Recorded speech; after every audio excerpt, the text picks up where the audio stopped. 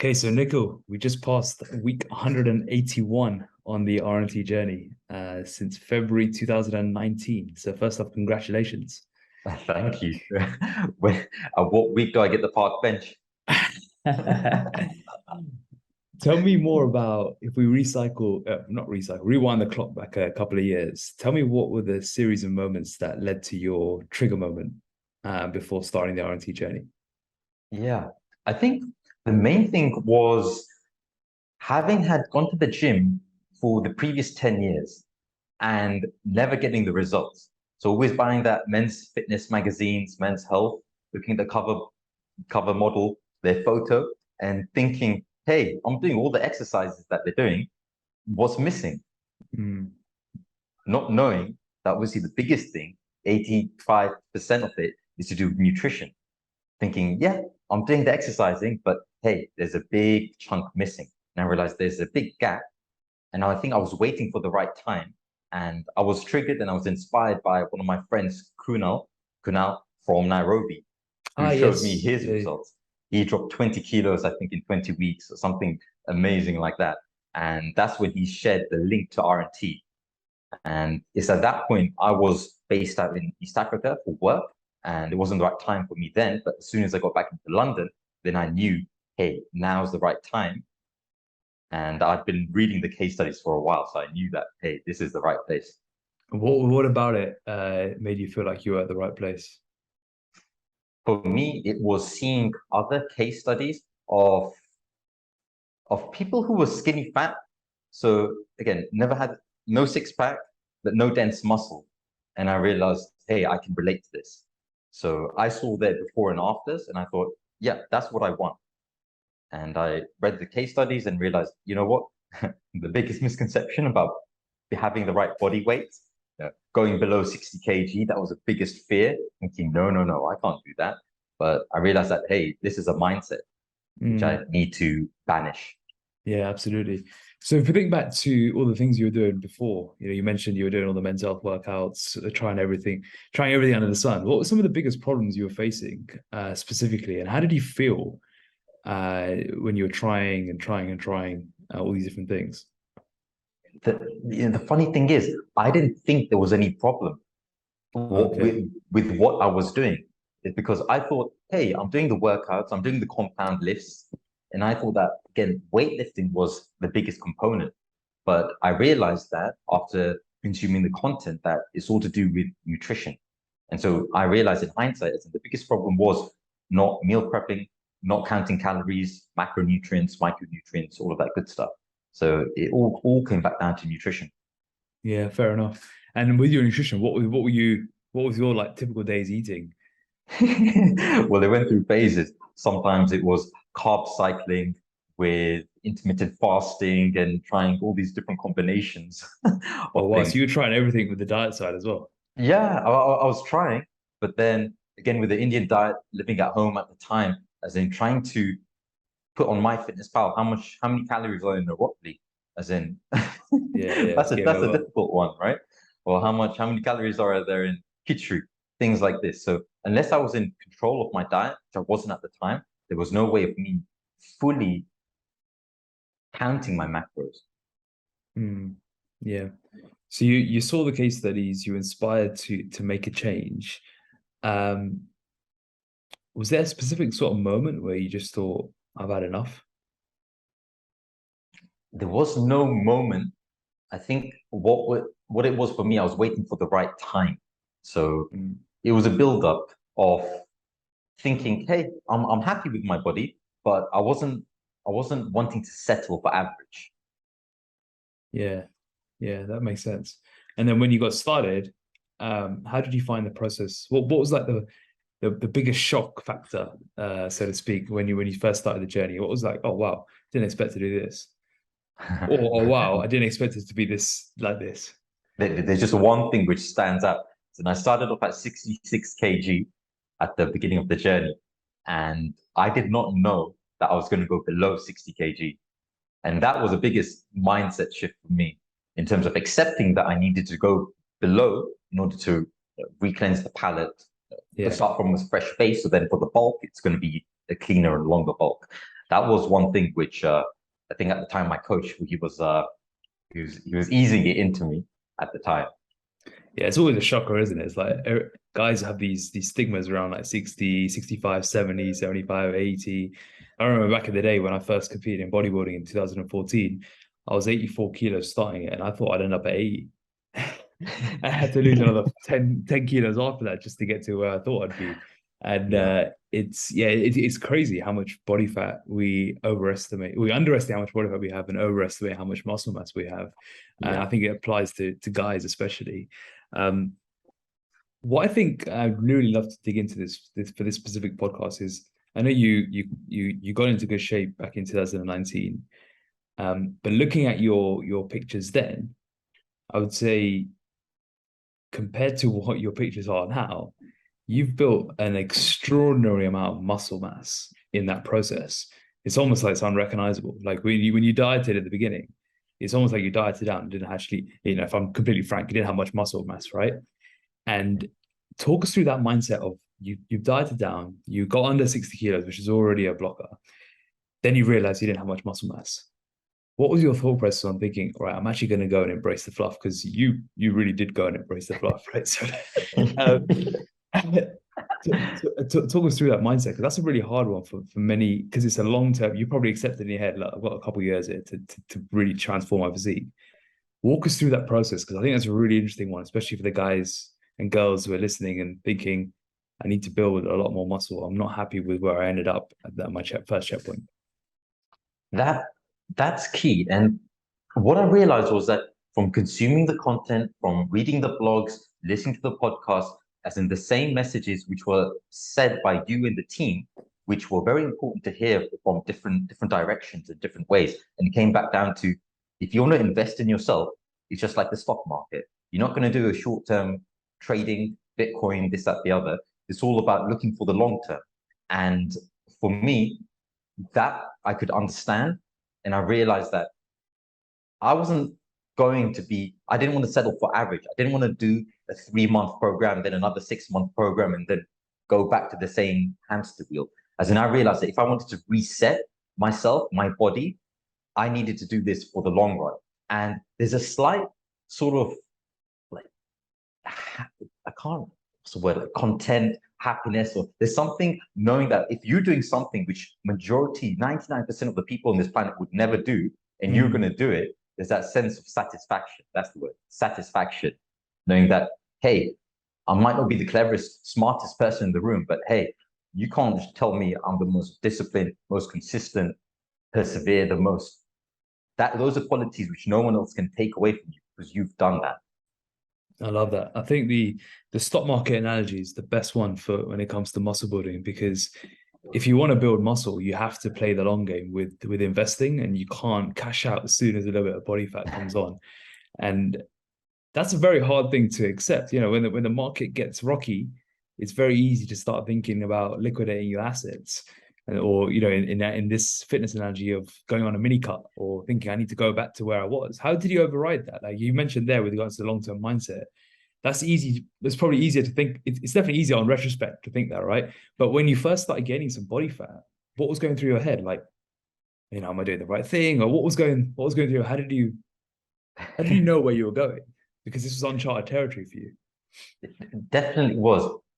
For me, it was knowing that, very simply, I was trusting the process. Mm. As obviously I've seen your case studies, I've seen other case studies. I can't remember any ones in specific that have gone to the extreme of putting on 30 kilos from bottom to the top. But I knew that this was the process in order for me to get to where I wanted to get to. And at times, I had to upgrade my wardrobe, for example, because I didn't fit into any of my clothes. Like I had to borrow my dad's clothes, and even his clothes were. Oh wow. I went from, for example, 28 and a half waist at my bottom. I went up to 39 at my highest. So I was wearing some Holy big mackerel. clothes. Yeah, you were going aggressive. Yeah. Yeah, as in it was a slow, aggressive Yeah. bulk, I would Yeah, yeah. say. And the key was, I think, the biggest thing is, what do other people think? And as soon as you cool the elephant in the room and you told people, hey, yeah, I'm 70 kilos now. You've never seen me like this, but wait till I get to 85. And people are like, oh, okay, he's owning his journey. He's not letting other people say, Nikul, are you sure you're doing the right thing? And there are definitely people who did ask me or didn't say anything, but you could tell they were questioning, Nikul, like, are you doing the right thing? And I knew deep down I was doing the right thing. I just tell them, listen, let me just follow the process. And the most important thing was that I backed myself. Yeah. Right. Yeah, that's I've definitely been through that because I've done my aggressive bulks and you've seen some of them, right? When I went up to 90 kilos and you start looking like I remember one person when this was when I was a personal trainer on the gym floor, and someone else's client in the same gym said to that trainer, Zakash still looking after himself? Like, is he still you heard me say this, right? Is he still I training? remember that one. Is he still like has he let himself go? And I'm sitting there thinking, I'm busting my ass harder than I've ever done. I'm training harder than I've ever done. I'm setting PRs left, right, center. I'm eating like I'm controlling like this 5,000 calorie diet.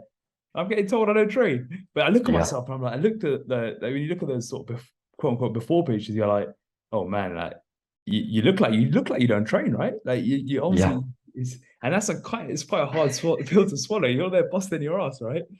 And I'm sure you probably had those moments where people are just like, you just lost it or what? And this was during COVID time as well. So for 2021 and 22, no, 20 and 21 was the aggressive, what was was the bulk. And towards the end of it, it got to the point where I was in that 84, 85 region for like a month or so. And then it was easy just to help yourself to that extra peanut butter and get a bit complacent with the weight because you say, hey, I'm big already. So there was a bit of challenge that time as well, because in my head, I was thinking, am I going for 90? Like, how big am I actually going to get? There would be question marks around that. And you sort of just go with the process. And then I think that's when Ivan, for 1 week, he was just like, right, it's time to stop this. It's enough now.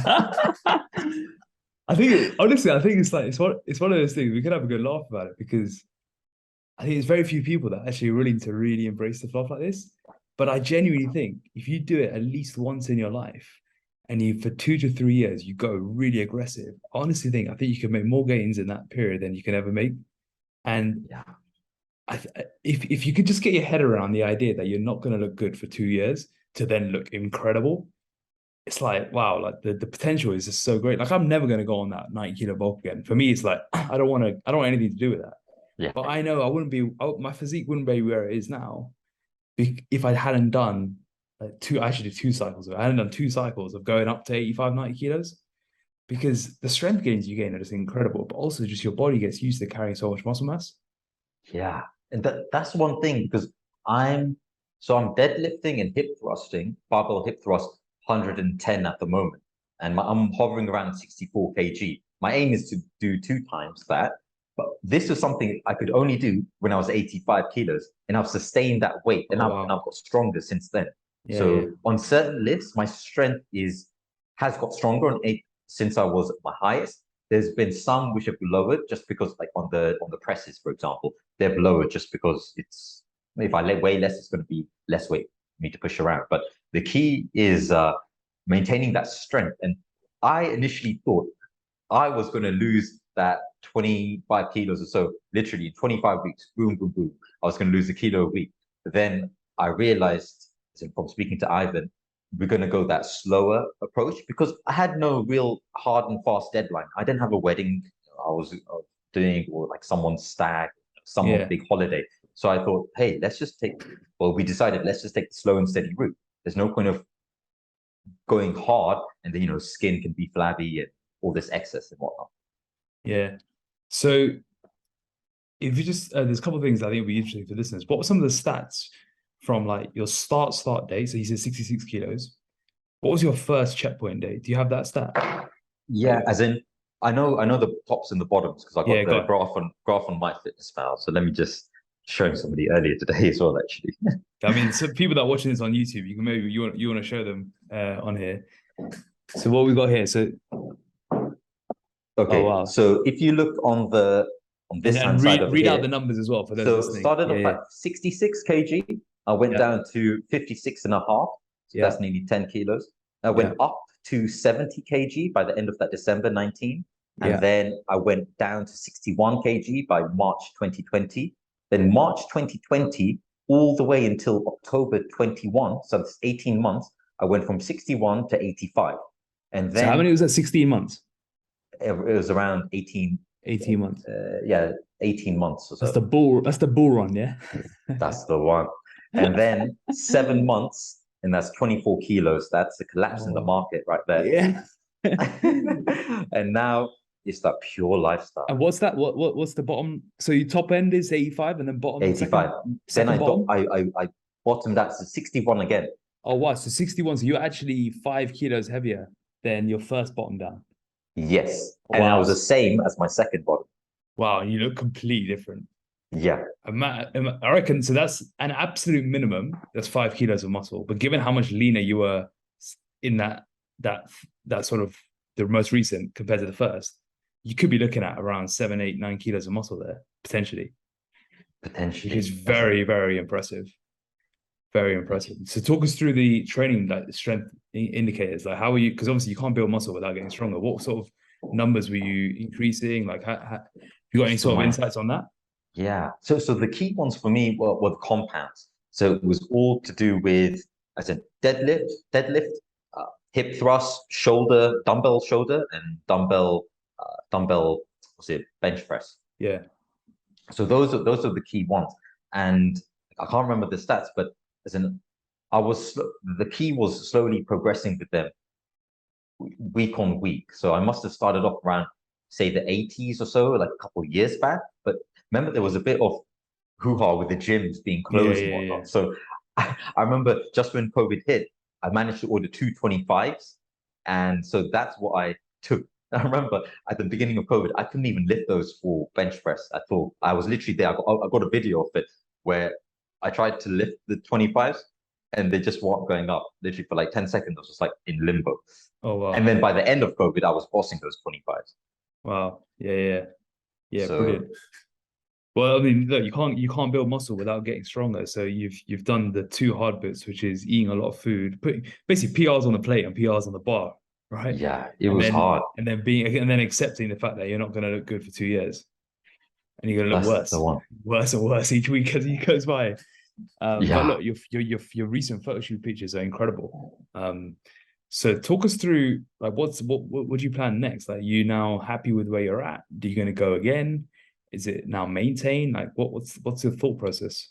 Yeah, as in with the photo shoot, I really enjoyed that. As in surprisingly more than I thought I would, because it was the first time, and yeah, there was a preparation, as in moving the body hair and getting the tan, getting the looks. Like, do you really want a tan? And so that was all part of the fun part of the process. And what I realized that now I'd like to keep myself in check from a health and performance perspective by having a photo shoot, say every year to every 18 months, but focusing now on two real things. One is body weight movements, so calisthenics. So that's what I'm working with Ivan on, and specifically like a handstand at the moment, building my strength up for that, because I see myself, I like to do more body weight exercises, so then I can do them anywhere I am. I'm not restrained by a gym. And the second thing which I want to be doing is using my body. Now that I'm not 85 kilos, there are a lot of things which I can do more of now, such as in surfing or like hiking without getting out of breath, like free diving. So it's now very much about using my body to enjoy life. Very simple. Yeah, you cashed out your dividends. Now you want to enjoy the cash you've made. This is the body which I'm taking to the grave. Yeah. I think it's the best way to do it. Is get in shape, then spend a long time embracing the fluff and building the ultimate engine that you want to keep. Then it's getting into even better shape, and then it's finding your sweet spot where you feel, look, and perform your best. You got a lifestyle solution, and it's effortless to do. And that's the ultimate sort of journey. And now it's like, how can you make this really effortless? How can you stay in your sweet spot without overthinking it or without losing control? And now I'm assuming that's now a way you want to sort of take this next phase of the journey. It's interesting. I spoke to Ivan maybe about a month back, and now thinking about eating, right? Because we have different levels of eating in terms of, are we meal prepping every single meal? and there's different levels of intuitive eating. Yeah. And so I think it's that level of that's where I'm more focused on now as well. So knowing that, hey, like I was on holiday a week ago, and after the whole week, my body weight was the same. My belly circumference was pretty much the same. Maybe went up by half an inch or quarter of an inch, and that's because I was eating intuitively. So I think the biggest thing for me now is moving away from being as regimented as I was, because I know what's good for me, for my body, and now moving to that level of, you know what, I don't need to measure everything. I can use a scoop, for example, instead of using a scales. Yeah. And how's that process been? How have you found transitioning away from regimental tracking? Because it's something that a lot of people want to move away from, but they don't realize it takes a couple of years to get there. You can't just do that after the first 12 weeks. Yeah, I think moving away from scales to using scoops is a good transition, because we know a scoop, for example, for me, my scoop is 30 grams of oats. So again, I'll just put 4 of those in for my breakfast instead of getting the scales out and being regimented with it. So simple things like this, which can help us, and then our mind can relax knowing that we are getting the same amount. Because if it is the same amount of food that we're eating every day, then that's all we need to know. Yeah. It's not about the exact, like, to the gram. Yeah, absolutely. If you look back over your last 3 years, what have been some of the biggest struggles you faced on this journey?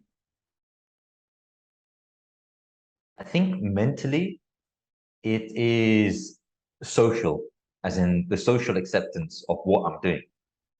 Because not many people can understand the level of discipline and consistency and perseverance which is required in such a transformation. And I think earlier on in the journey, it was around not drinking. Like, you'd always have the 1 or 2 gin and tonics or the beer or the shot, and all of that got wiped out. Or being the person that would really ask the waiter, hey, what's actually inside this food? Or is there dressing inside the food? Can I get something on the side? Really looking into that. So I think managing that was the biggest thing. And I think how to overcome that was letting people know what you're doing and why you're doing it. Yeah. And how have your social circles, family, friends been receptive to it? The ones who mattered were the most supportive. Yeah. Always the case, right? It's the best filter, Always. best way to Yeah, order your relationships. that's the one. Yeah. Uh, Any other challenges? And you mentioned socials as one of them. I think, yeah, so socials, it was readjusting how I was meeting people. So before, the default would have been going for a restaurant, going for a drink. But then what changed was, how do I want to bring people into my world instead? Because I want to go for walks and drink tea, for example, like majority of the time, because that brings me joy. So if I can bring people into my world, then that was much easier in terms of socializing. So that was another challenge, which again, you bring it around. I think that was key. With the exercise front, I think that was fine, because I was used to exercising, but I think the key was the levels of intensity needed to increase. And that was evident, like, every single week when I sent in my check-in video, like, somebody saying, Nikul, you had one more rep in there. You had to push yourself. You had to push yourself. And especially the tempo, really adhering to the tempo, because it's very easy for a leg press, for example, like pushing and then letting it slide back down, letting gravity do its work. But the biggest challenge for that was really sticking to, like, lowering the weight and, removing the ego, and and actually leg pressing rather than just letting gravity do its work. That's why sending training videos, uploading training videos is so important. We can keep hammering the message home, but especially if you've got muscle building ambitions, there's no more value that you can get than just adding training videos, even for your own sort of sanity. Just looking, you can look back as soon as you take a video of yourself. It's hard to, well, I say this, but for me, I think when you watch yourself, you know if you're doing this right or wrong, right? Like, with regards to speed or with regards to the cues, especially if you've got a few bits of feedback before, right? You can be like, oh crap, that wasn't good. Awesome. So, Nikul, you're a very different person to you were to 3 years ago. Talk about this new identity that you forged as someone who is healthy, fit, and strong, no matter what life throws at you. How do you navigate the challenges that life brings when life gets in the way? to still go out and do your steps, still eat well, still go and train? How do you manage the daily stresses to make sure that it doesn't just cause you to fall back? Because someone who's been on this journey for 3.5 years is probably crystallizing a new behavior and mindset and identity. So talk Yeah. us through that, because I think that's the biggest reason why people fall back and they yo-yo, because when life gets in the way, it's like, oh, screw it. Let me just reach for that biscuits. So talk us through that. I think the main thing with this is always being the person that you know you should be and you could be. So everybody is, I was always inspired by, for example, Brad Pitt Fight Club. Like that was who I wanted to be. And I know that if Brad wanted to keep his shape, what would he be doing? Well, he wouldn't be going in munching on Krispy Kremes. He wouldn't be having that extra Snickers bar with a lion or a packet of crisps. And then what would he be doing, for example? And it's embodying that identity now. And for me to not do these things which I'm doing, as in not go to the gym, not get my steps in, not really look after my sleep, it just feels like I'll be lying to myself, because I know what high energy feels like Yeah. and high tempo lifestyle. And in order for me to take the stress and still be performing, these are the things which I need to have check mark every single week. And it's been drummed in me for the past 181 weeks. What is it that I need to be doing? And so if I don't do this, it feels odd. And very simply, I'd be lying to myself. That's forms of self-neglect, which I don't want to be living. Yeah. It's something to do. There's also an element of self-esteem here. It's like you develop self-esteem by keeping promises to yourself. And if you have the identity forged in your mind of where you want to be, and you keep it front of mind at all times, and then each time you effectively have a mini success, you're stepping a little bit closer towards that new identity and moving towards that normalized new normal, effectively, of high performance. Exactly. And it's for example, the daily self check-ins, like with journaling. You've spoken about journaling a lot as well. And that's something which I do myself. And like, how do I live my value of health, for example? I need to make sure I'm doing the daily basics. So it's at that level of self-accountability, which really helps fine-tune the identity which I want to be living. Because I know that makes me feel good. Yeah, absolutely. So, Nikul, tell me, how's the physical been the vehicle for you? That's always a question, huh? How has the physical been the vehicle? For me, it's been a way of testing myself mentally and showing to myself that, as in discipline, as in being consistent, as in perseverance, as in these are all qualities which come through investing in yourself and investing in a specific goal for a number of years. So I think the confidence which comes with this, I take on into other parts of my life. And then as in I can be the source of inspiration for others wanting to change their lives. Because why should everybody not have this high energy, high tempo? As in, why should everybody not feel like this? As in that I feel is the biggest misconception being sold. Instead of everybody selling solution, what's it? Everybody's trying to solve problems, but hey, we can prevent problems from actually happening. How? By living this lifestyle. Absolutely. What would you say to someone who's they've done that first checkpoint, they might have consolidated, but now they're thinking, that's it now. Like I'm ready to kind of go back to quote unquote normal. What would you say to someone who's sitting there thinking, should I actually do a proper investment phase? Or why should I do one? And hear it from, they can hear me say it all the time, but hear it from someone who's actually lived and breathed it and benefited in ways that they couldn't imagine before. Here's your opportunity to speak to them.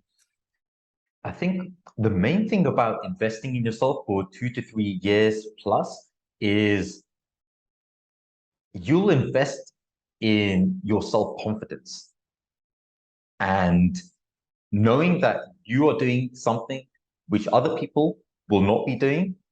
I think that's something which you can take away.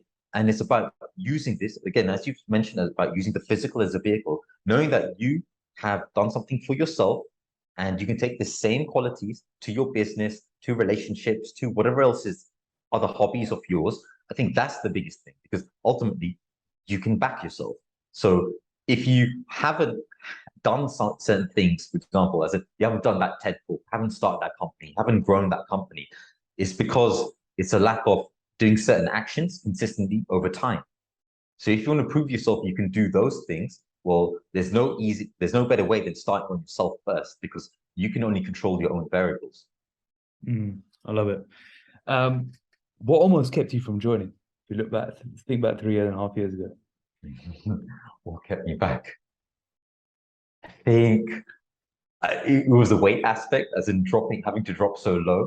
Because I remember I initially joined on a 3-month package thinking, hey, I've got this holiday to go to. I want a 6-pack and I want muscle in 3 months.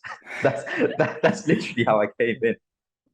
And then next thing I know, my coach is dropping in, all right, this is the 1-year plan, this is the 2-year plan. And then slowly 1 week, I remember seeing the 4-year plan. And then that's when I started to accept this is not a 1-year process. Yeah, it's funny. You come in 3 months expecting your dream body, and it just doesn't happen like that, right?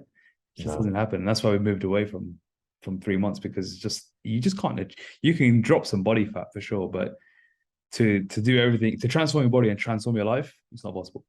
No. It's not possible. Final words for the listeners, Nikul. Final words is, as Akash has been always saying, be very clear on what your why is.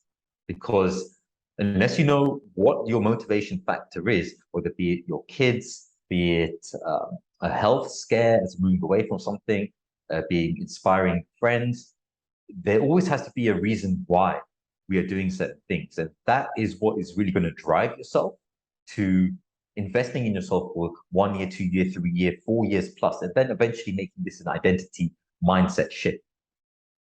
Amazing. Couldn't have said it better myself. Thanks so much for sharing your journey, Nikul. I'm excited to see you now craft this sustainable lifestyle solution, but most importantly, seeing you do some handstands on the beach and sending those pictures in, because that'll be pretty cool. That's the one. But the aim was to do a handstand on top of Kili, which is in a month's time. Let's see how far I get. Oh wow, really? Yeah. So what's the plan with Kili? Kili is, so I'm taking a group of people up Kili in a month's time. So that's 6 days of trekking. So it's gonna be fun. As a handstand on top of Kili, you've set the bar high and you've announced it here. So better get practicing. We're either gonna see a handstand, or we're gonna see you tumbling down the mountain. One or the other. Amazing. Thanks so much for sharing your story, Nikul. Thanks, Akash.